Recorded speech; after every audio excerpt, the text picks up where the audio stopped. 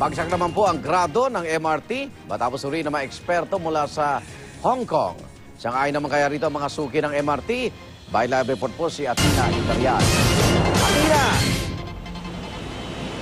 Igan, matapos nga ang audit ng Mass Transit Railway Hong Kong sa MRT, lumabas na bagsak o unsatisfactory ang MRT.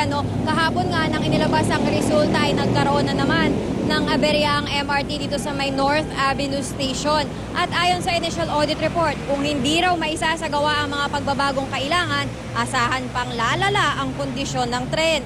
Kung si DOTC Secretary Jun Abaya nga hindi nagulat sa markang unsatisfactory, paano pa kaya ang mga regular na sumasakay dito? Yung mga tinanong natin kanina dito, sang-ayon dun sa unsatisfactory rating, pero yung iba naman ay binibigyan pa ng tsansa ang pamunuan ng MRT. Narito ang kanilang mga reaksyon. Obvious naman yun masyado na sa service pa lang ng MRT, hindi talaga kaya nilang. Kasi ang daming reklamo ng mga Pilipino ngayon tungkol sa MRT. Sobrang sikip, tapos luma na yung mga ginagamit na ng bagol. So, kailangan ng improvement. Pero hindi ka nag-agree dun sa unsatisfactory rating? Para sa ngayon. Pero siguro kapag, in the future siguro, kapag hindi pa nila inaayos pa. Sang-ayon naman ako kasi kung makikita naman natin araw-araw halos may aberya.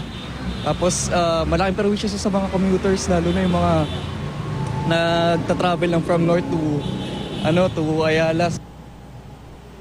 Sa ngayon naman, Igan, ay maluwag pa ang lagay ng pila dito sa baba. Kung tutusin ay dumadagsa na yung mga tao kumpara kaninang alas 5 ng umaga. Pero ayan, hindi pa naman nabubuo ang pilang masyado. Hindi pa naman kailangan ng mga security guards para i-control yung volume ng tao. Dumako naman tayo dito sa EDSA, Igan. Mas dumami rin yung sasakyan na parang ginagawang parking area itong tapat ng MRT North Avenue Station dahil dito nga sila mismo nagbababa ng kanilang pasaherong sasakay naman nitong MRT train. At yan muna ang pinakahuling balita mula dito sa Quezon City. Igan.